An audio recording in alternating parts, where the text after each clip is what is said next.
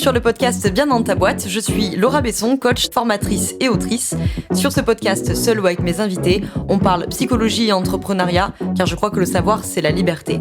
Celle de devenir libre, autonome, responsable et acteur-actrice de ta vie et de ton business. Ici, on explore les défis de la régulation émotionnelle, des relations et de l'identité professionnelle, tout en découvrant des solutions pratiques pour trouver ta place sur le marché et dans ta vie. Bonne écoute.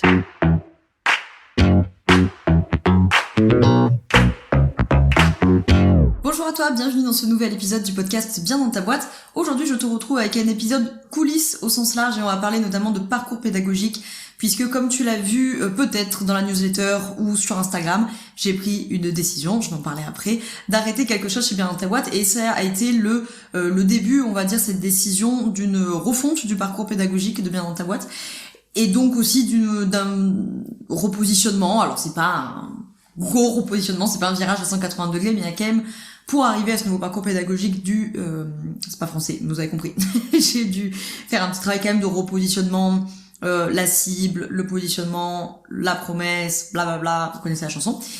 Et donc je me suis dit que ça pouvait peut-être vous intéresser parce que je sais qu'il y en a beaucoup parmi vous qui sont formateurs, formatrices, donc ça peut vous intéresser, j'imagine, de discuter de la question de la création des parcours pédagogiques. Et puis il y en a plein parmi vous qui, sans que ce soit forcément leur cœur de métier d'être formateur, formatrice, mais ils ont des offres de formation. Et donc et puis même pour les autres, vu que voilà, comme il y a un petit travail de repositionnement, je me suis dit que ça pouvait intéresser plein de gens. Et puis vous viendrez prendre ce qu'il y a à prendre. Bon, je vais pas m'étaler trois plombes sur la décision de base parce que vous en avez sûrement déjà entendu parler. J'imagine que si vous écoutez le podcast, il y en a beaucoup parmi vous qui doivent traîner également sur Instagram ou qui sont abonnés à la newsletter. Si ce n'est pas le cas, je vous invite à aller dans la description pour vous abonner au compte Instagram. Comme ça, on est là au quotidien, ensemble, en story et compagnie, et ou à la newsletter. Je l'envoie 2 fois par mois.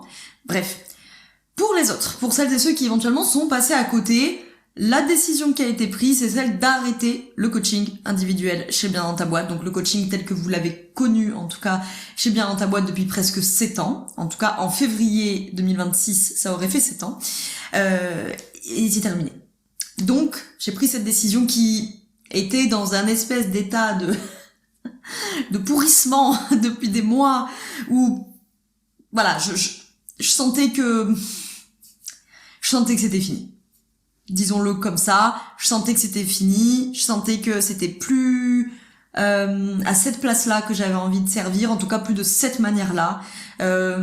J'ai eu souvent, plein de fois, envie en séance de vous dire c'est pas ta faute.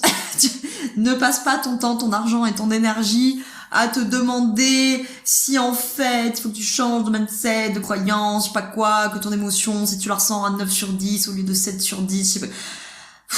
Bon, qu'on soit bien clair, je l'ai dit dans une newsletter antérieure quand j'ai annoncé l'arrêt du coaching, je ne suis pas du tout en train de dire que ce travail d'accompagnement individuel ne sert à rien, je ne suis loin de là, vraiment loin de là. Je suis pas du tout en train de dire qu'il ne faut pas le faire côté bénéficiaire ou côté praticienne, loin de là. C'est un travail que moi-même j'ai fait plutôt du côté de la thérapie que du coaching, peu importe, mais je veux dire à titre individuel et qui m'a véritablement changé la vie. Je suis pas du tout en train de dire que ce travail-là ne sert à rien. Je suis en train de dire que la manière dont je le pratiquais, de l'exercer, c'est plus la manière qui est ok pour moi de le faire, en tout cas pour l'instant. Voilà, donc ça c'était la décision numéro 1. Et donc, comme tu t'en doutes, suit cette décision donc du coup maintenant, qu'est-ce qu'on fait, comment on se présente, comment on se définit, enfin dans l'autre sens plutôt, comment on se définit et du coup comment on se présente, qu'est-ce qu'on propose, et puis évidemment le business plan aussi qui change, puisque bien entendu c'est quand même la moitié du chiffre d'affaires de l'entreprise, donc vous voyez, il y avait toutes ces questions-là. Voilà, donc je vais vous faire grâce de tout le détail du positionnement dans les coulisses du parcours pédagogique, je vais l'évoquer, ok, mais je vais vous épargner toutes les réflexions. En revanche, ce par quoi il faut que je commence, c'est de vous dire, désolé pour la team YouTube, vous me voyez regarder en moi, c'est parce que j'ai mes notes sous le nez pour pas que j'oublie de vous dire des trucs. En gros, j'ai pris cette décision et donc suite à ça, j'ai passé un nombre d'heures incalculable à réfléchir du coup à tout ce que je viens de vous évoquer. Et donc je me suis dit là il n'est pas question de faire un lifting, il faut faire un travail de fond Et donc il va falloir se poser plein de questions. Les premières questions que je me suis posées, c'est qu'est-ce que du coup j'ai vraiment envie de transmettre si je n'ai plus envie de transmettre par le coaching ou de cette manière-là. Mais alors du coup, qu'est-ce que je veux transmettre? Je veux le transmettre à qui? Je veux le transmettre pourquoi? Et je veux le transmettre comment, du coup, puisque c'était ça surtout la question. Donc du coup, j'ai commencé. Première grande étape et première grande partie de cet épisode, et ça va me permettre de parler au fur et à mesure du positionnement, du travail du positionnement aussi. Ce que je voulais dire sur le positionnement, c'est que je vais pas vous détailler toutes mes conclusions sur le positionnement, sur l'identité de marque, sur le wording, machin. Vous irez tout voir sur le site est à jour, biendanstaboîte.fr, il est également dans la description. Si ça vous intéresse d'aller voir comment ça a été changé, vous regarderez ça tranquillement. Là, ce qui m'intéresse, c'est qu'on parle du cheminement, du process.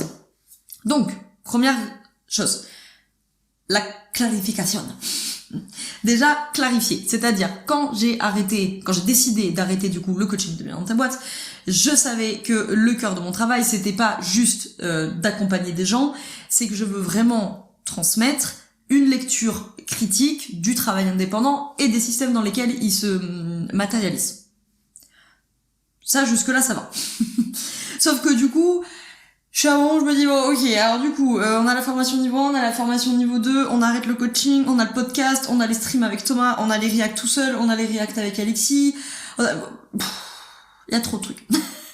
Il y a trop de choses. En tout cas, il fallait clarifier, quoi. Donc vraiment, mon premier travail, c'était, ce qui est d'ailleurs ce qu'on fait quand on retravaille des pivots, des repositionnements. Donc le premier chantier auquel je me suis attelée, ça a été de clarifier le rôle de Bien dans ta boîte, c'est-à-dire, qu'est-ce que Bien dans ta boîte n'est pas?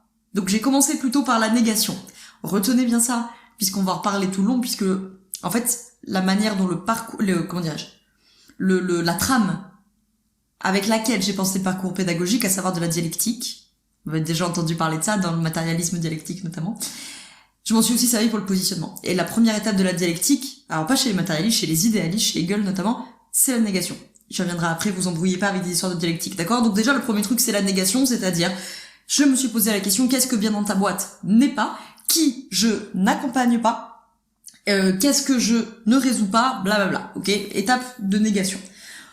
Je vous la fais courte, je vous la fais long story short, parce que si je vous fais tout le positionnement, ça va être long. En gros, je me suis posée pour dire, ok, concrètement, Bien dans ta boîte, il y a un truc de l'école, ok, il y a un truc de la formation, mais ce n'est pas une école de coaching, au sens mainstream de la chose, vous voyez. Ce n'est pas un institut psycho, ce n'est pas business school, école de commerce ou je ne sais quoi.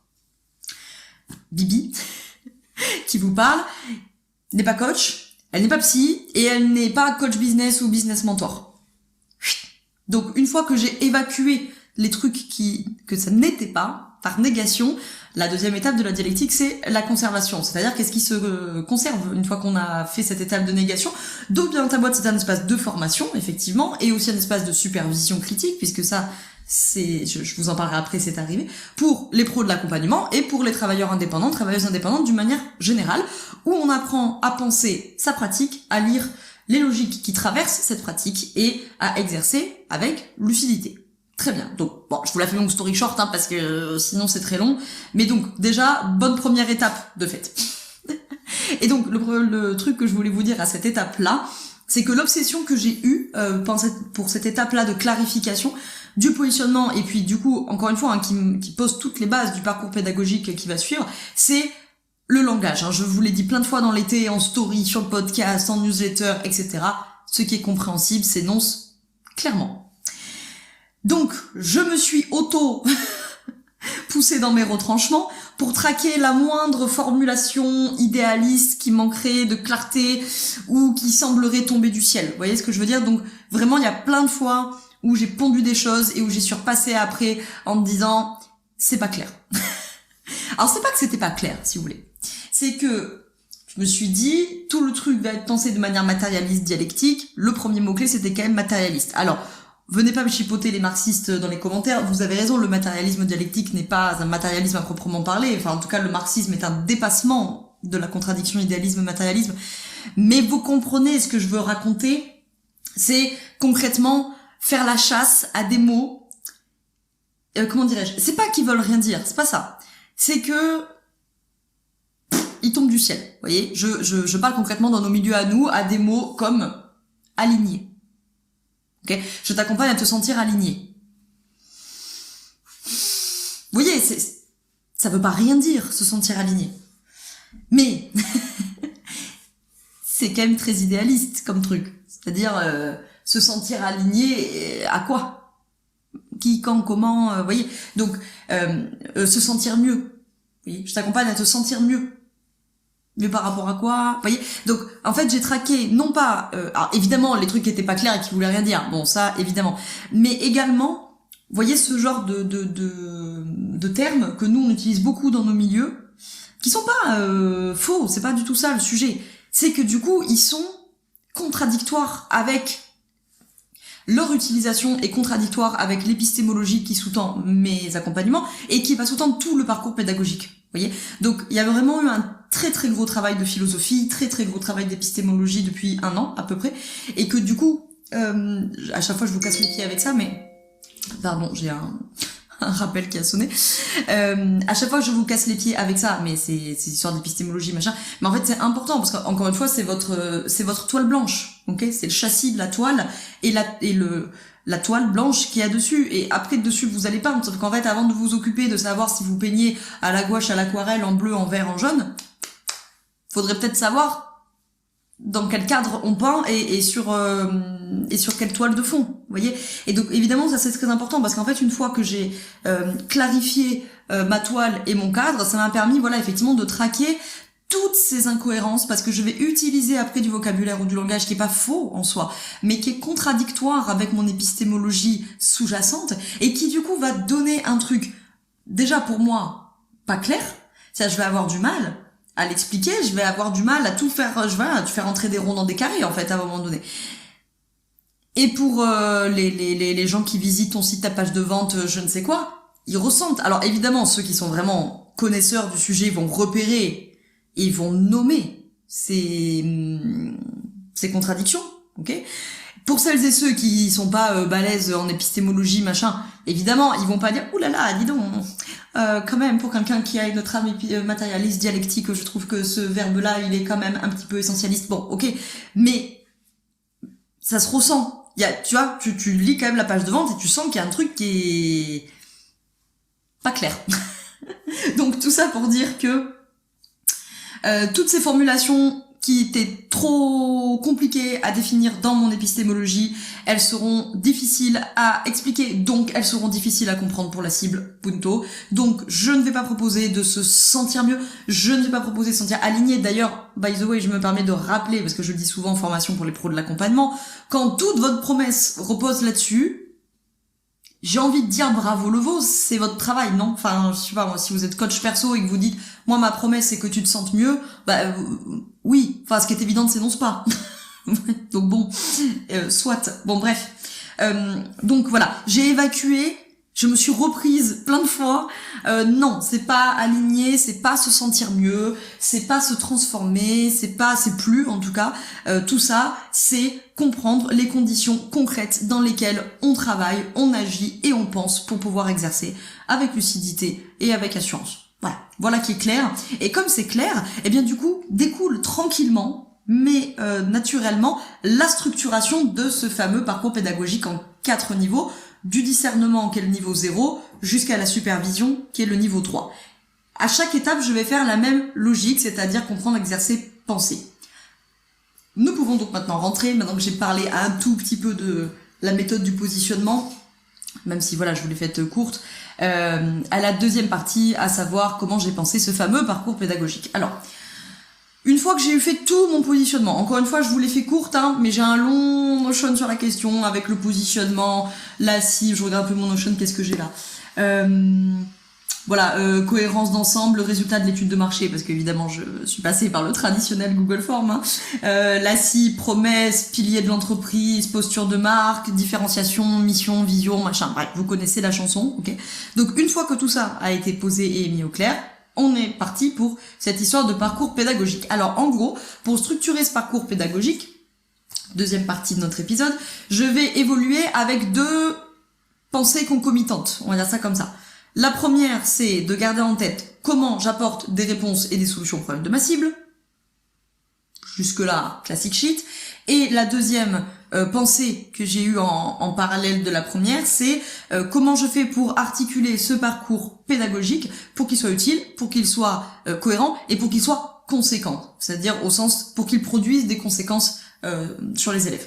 Donc, étant donné que pour le positionnement, j'ai fait, comme je vous le disais, ce gros travail épistémologique afin d'avoir un discours qui soit clair, qui soit cadré, vous voyez, je me suis dit que, du coup, cette épistémologie, elle est le socle de l'entreprise, elle est le socle de ma pensée, du coup, elle est le socle de l'entreprise, du coup, elle est le socle du positionnement, et donc, elle doit être, comme je vous le disais tout à l'heure, aussi le socle de ce parcours pédagogique. Bon.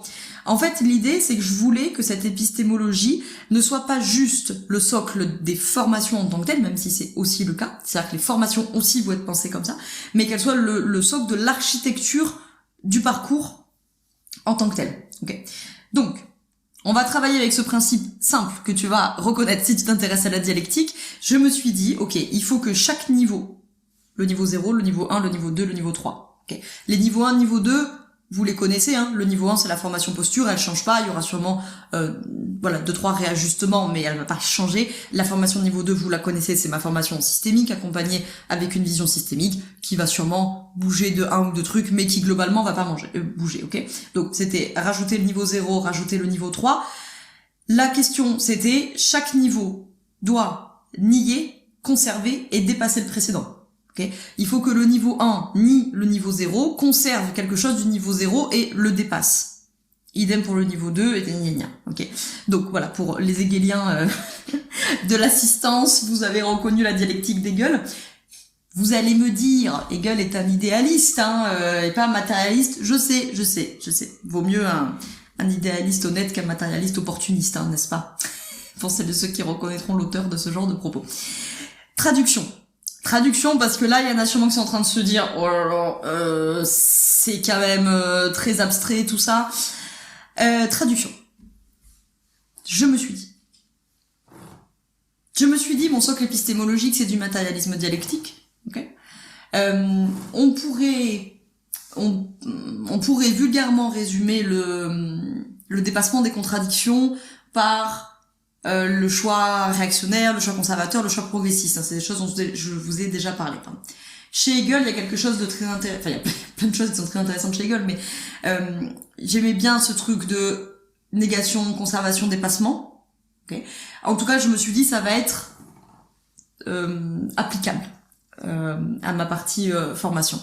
Donc, l'idée, c'est de le penser un peu de manière hegelienne. C'est-à-dire, il faut que le parcours pédagogique ni conserve, dépasse.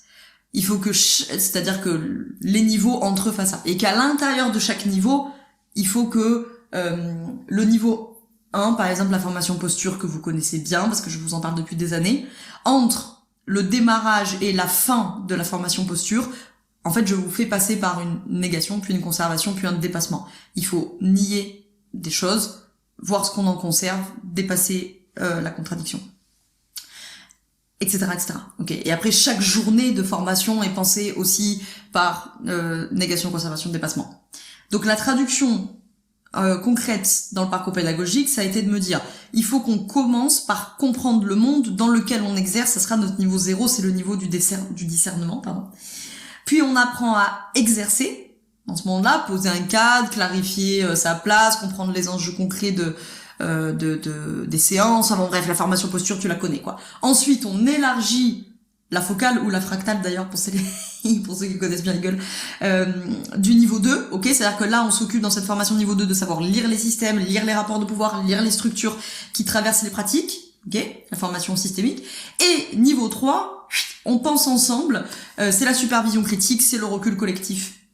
C'est le soutien entre pairs. En gros, ce que je veux construire avec ce parcours pédagogique, c'est pas de proposer une énième école, entre guillemets, d'accompagnement de plus. C'est un espace de pensée matérialiste, dialectique du métier, où on relie les vécus intimes aux structures sociales et réciproquement, CF mes épisodes précédents, sans réduire l'un à l'autre. Ok ?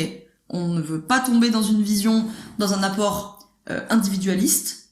Ok ? C'est pas, non, l'individu peut pas tout, non. Mes bénéficiaires, les vôtres, vous-même, moi-même, l'individu ne peut pas tout, mais de ne pas tomber dans une vision structuraliste de eh bien il y a que les structures qui peuvent y faire, et puis voilà, hein, écoute, ma foi, si t'as pas de bol, tu feras bien avec, hein. Bon. Troisième partie de cet épisode et de ce que je voulais vous dire, la clarté. Alors, bon, c'était quand même un bon casse-tête, hein, ce travail-là. Comme je vous le disais, j'ai vraiment passé des jours et des jours avec mes notes d'épistémologie, avec des tableaux Notion, avec des schémas de parcours dans un sens, des plombs d'heures à discuter de ça avec Alexis pour essayer de voir est-ce qu'il vaut mieux faire de telle manière ou de telle autre, ou bon. Mais ça m'a confirmé plusieurs choses que j'enseigne tout le temps, de travailler sur cette histoire-là. La première, retenez ça si vous êtes en train de travailler sur des trucs plus ou moins similaires, ce qui est compréhensible s'énonce clairement. Je le dis tout le temps, je le répète, ce qui est compréhensible s'énonce clairement. Ce qui est aussi, d'ailleurs, soit dit en passant, un bon anticorps quand vous tombez sur des contenus d'entrepreneurs à succès, ou de coach à succès, ou je ne sais quoi, qui ne sont jamais capables de définir leur concept. Je dis ça pour celles et ceux qui sont sur le canal Instagram, vous voyez de quoi je parle, puisque j'enregistre ce podcast le lendemain d'une analyse d'un réel de David Laroche, d'une histoire de stratégie de vente, et donc je vous ai fait un petit tuto sur le canal Instagram, comment reconnaître un guignol de l'économie. Bon. Et donc, parmi ces analyses, il y avait le fait de bon Dieu, mais définissez vos concepts, on ne sait jamais de quoi vous parlez. Donc voilà, la première chose à retenir, ce qui est compréhensible s'énonce clairement. Le deuxième truc, c'est que l'épistémologie, c'est la base pour travailler tout le reste, puisque c'est elle qui va définir le cadre dans lequel vous vous inscrivez, dans lequel vous pensez, dans lequel vous travaillez. Okay. Si vous le faites pas par l'épistémologie au sens philosophique, travaillez votre cadre d'une manière générale, ok, pour qu'encore une fois, ce soit clair. Et si vous voulez tout piger cette histoire d'épistémologie, ça se travaille dans la formation niveau 1. Bon, là, la promo 10 vient d'attaquer, donc il faut attendre maintenant mars que la promo 11 attaque. Mais je vous mettrai le lien, par contre, dans la description pour vous inscrire sur la liste d'attente, si vous voulez. Parce que ça, c'est gratuit, c'est sans engagement, et ça permet d'être au courant de tout et de rien louper. Le troisième truc que je voulais dire, c'est que concevoir, c'est penser les conditions réelles d'un projet. Ce que je veux dire par là, c'est, à mon humble avis, méfiance un peu avec les conseils du type il faut rêver grand, il faut avoir beaucoup d'ambition, il faut se projeter, machin. Oui, certes, hein, je vais pas vous dire de pas avoir d'ambition, c'est pas moi qui vais dire ça, mais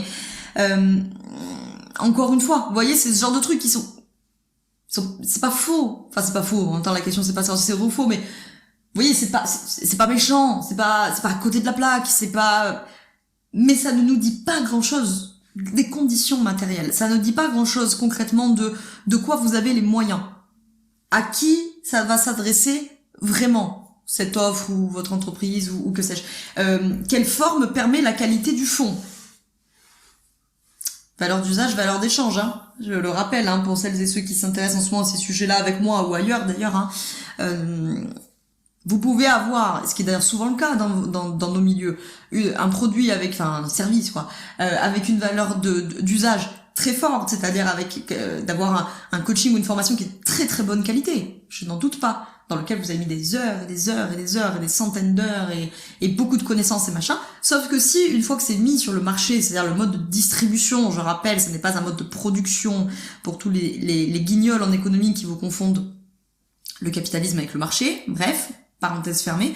Si une fois que vous avez mis votre formation ou coaching sur le marché, personne ne l'achète parce qu'ils ne vous trouvent pas ou parce qu'ils n'ont pas l'argent, tout simplement, hein, par exemple, ça veut dire, pour le dire en termes marxistes, la valeur ne se réalise pas. Ça veut dire que même si votre valeur d'usage elle est très très forte, vous avez sorti une très bonne formation, un très bon produit, la valeur d'échange c'est peanuts.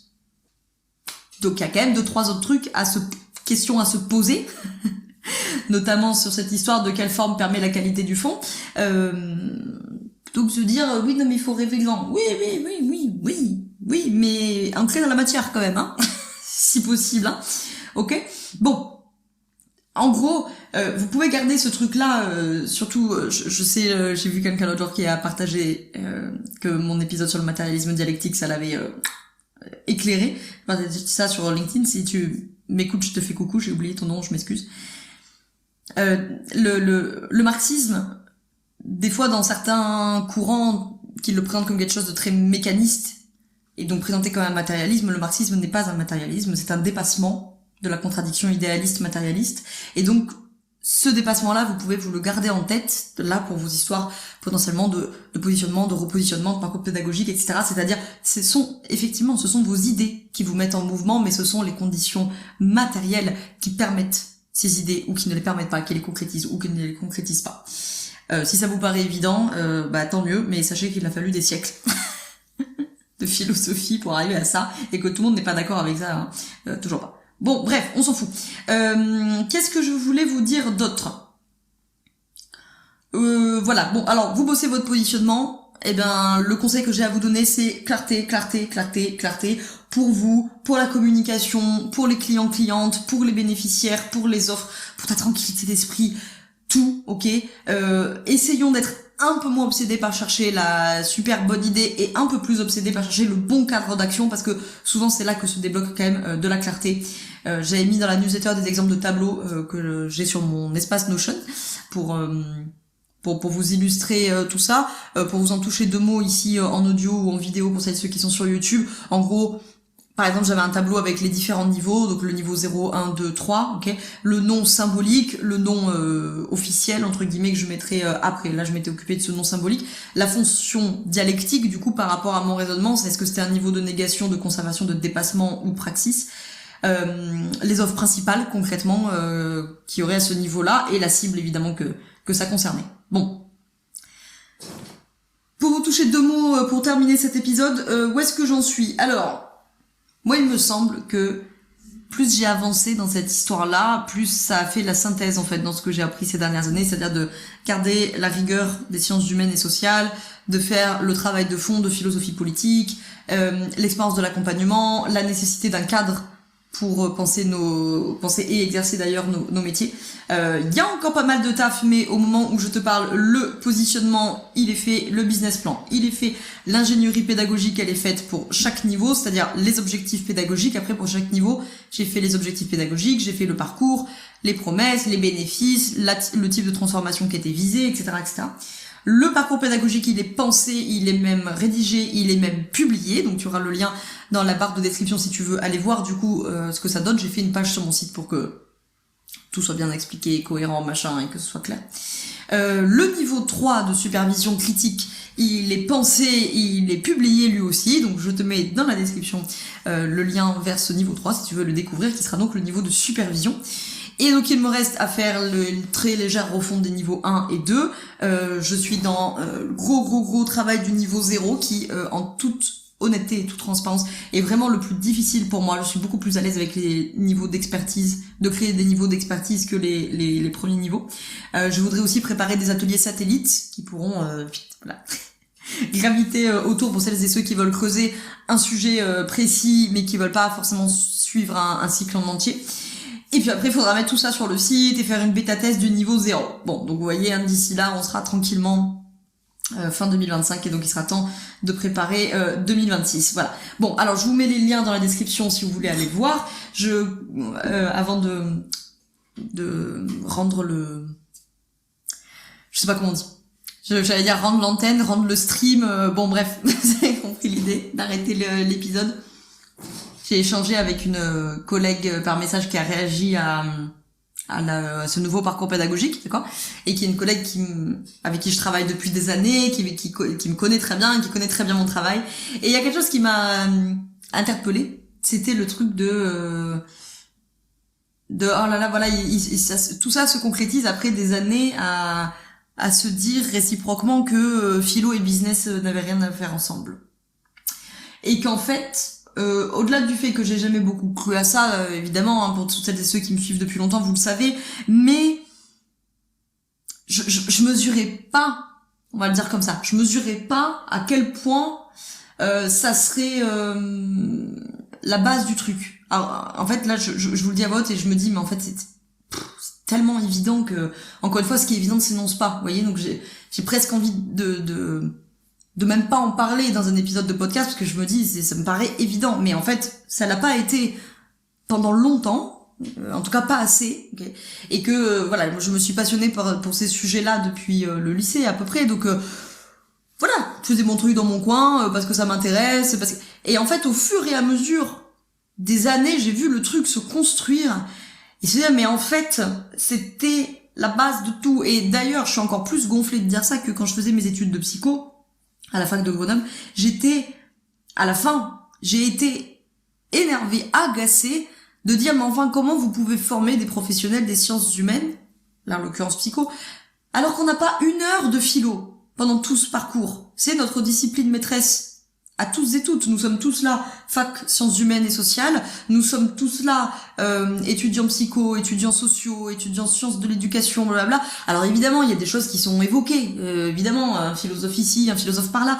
Mais en fait, moi, je me rappelle sortir de la fac et me dire, mais, mais du coup, qui a raison? Est-ce que c'est les psychanalystes? Est-ce que c'est les TCCistes? Est-ce que c'est les humanistes? Est-ce que c'est les systémiciens? Mais parce qu'en fait, ce qu'ils nous avaient pas expliqué, c'est que ils sont pas d'accord. Ça, ils nous l'ont expliqué, parce qu'évidemment, la psychologie est une science très jeune, blablabla, bon bref, j'en ai déjà parlé, tout ça. Mais aussi, parce que ces courants de psychologie reposent sur des épistémologies qui ne sont pas d'accord entre elles, voire pour certaines qui sont profondément contradictoires. Et donc évidemment qu'en fait, tu peux pas tout faire tenir au même endroit, parce que ce qui se passe dessous, contradictoire. Bon. Et donc, tout ça pour dire que c'est toutes ces années qui ont permis cette construction épistémologique par la philo, par les sciences humaines, par les sciences sociales, par la politique, par etc., etc., vous voyez. Mais vous pouvez le faire par d'autres choses, hein. Vous avez plein d'épistémologies appliquées aux sciences, hein, par exemple, hein. Aux sciences, au sens expérimental de la chose, vous voyez. Peu importe le vocabulaire que vous voulez mettre, mais en tout cas, l'importance de l'avoir, ce cadre-là, parce que là, d'un coup, oh là là, mon Dieu, ce que ça m'a simplifié la vie. Parce que d'un coup, il y a des choses qui découlaient en toute logique de, oui, forcément, voilà ton cadre. Et donc, il y a des choses qui découlent de ça, naturellement. Et là, vous voyez, si je bataille un petit peu en ce moment avec mon niveau 0, parce que c'est pas à côté de la plaque. C'est un carré. Donc, il rentre dans mon carré. Mais ça gêne un petit peu aux encournures, vous voyez ce que je veux dire? Et donc, l'avantage d'avoir un cadre très clair, c'est que du coup, comme le niveau 3, par exemple, je l'ai sorti, ça découlait, c'était logique, c'était fluide, c'était simple, c'était efficace, je l'ai publié, j'ai eu des retours positifs, tout le monde il est bien, tout le monde il est content, vous voyez. Le niveau 0, je sens que je suis pas encore exactement pile poil, vous voyez, à ce que je veux faire. Et ça, c'est l'avantage d'avoir un cadre très clair. Parce que du coup, quand vous avez un cadre très clair, vous sentez quand il y a un truc qui l'est pas vraiment. Alors que si déjà votre cadre, c'est 2 bouts de ficelle attachés avec 4 trombones, il y a aucun problème à faire rentrer des trucs là-dedans qui sont pas clairs. Puisque de toute façon, le cadre ne peut tout contenir et rien contenir à la fois. Vous voyez ce que je veux dire, hein? Bon. Allez, je m'étale pas plus là-dessus. J'espère que cet épisode vous a plu et que ça vous aura nourri le cerveau sur des questions de positionnement et ou de parcours pédagogique.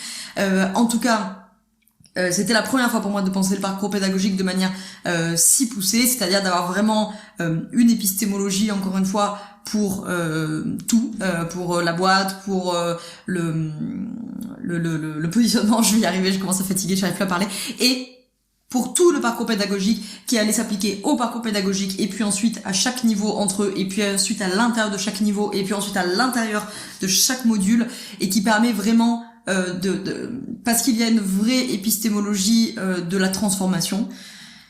Une épistémologie générale, hein, du coup, mais l'épistémologie générale dans nos métiers à nous, elle va permettre de répondre à ces questions-là. Hein. C'est qu'est-ce que l'humain pour vous, qu'est-ce que la transformation pour vous, qu'est-ce que c'est accompagner quelqu'un pour vous, etc. Toutes les choses qu'on voit justement dans la formation de niveau 1, dans la formation à la posture. Et donc du coup, c'est parce que je me suis clarifiée de manière très nette sur comment je conçois le changement et comment je conçois la transformation. Peut-être d'ailleurs ça ferait un bon épisode de podcast, vous me mettrez sur Instagram ou dans les commentaires Spotify si vous pensez que c'est intéressant que je fasse un épisode là-dessus.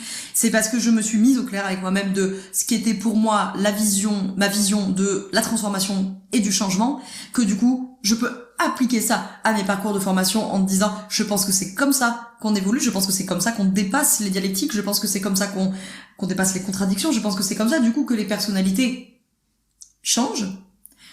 Et donc, du coup, c'est ça que je veux donner dans mes formations, et donc il faut que mes formations soient structurées de cette manière-là. Voilà. Bon, allez, sur ce, je me tais parce que il faut que j'aille dans une séance de coaching parce que je suis en train de terminer des suivis. Donc, il me reste quand même quelques séances à honorer. J'espère que cet épisode vous a plu. Je vous dis à la semaine prochaine dans un prochain épisode. Salut. Je te te remercie d'avoir écouté cet épisode jusqu'au bout. Tu peux retrouver l'ensemble des informations et des liens en description de cet épisode. Si tu as des idées, des suggestions ou si tu as tout simplement aimé cet épisode et que tu veux me le dire, direction Apple Podcast pour laisser un commentaire et 5 étoiles. C'est ce qui permet au podcast d'aider plus de personnes et ça permet aussi de me soutenir. Tu peux aussi partager cet épisode à un entrepreneur ou une entrepreneuse qui pourrait en avoir besoin. Je te souhaite une très belle journée ou une très belle soirée selon quand tu m'écoutes et surtout, je te souhaite d'être bien dans ta boîte. Ciao, ciao.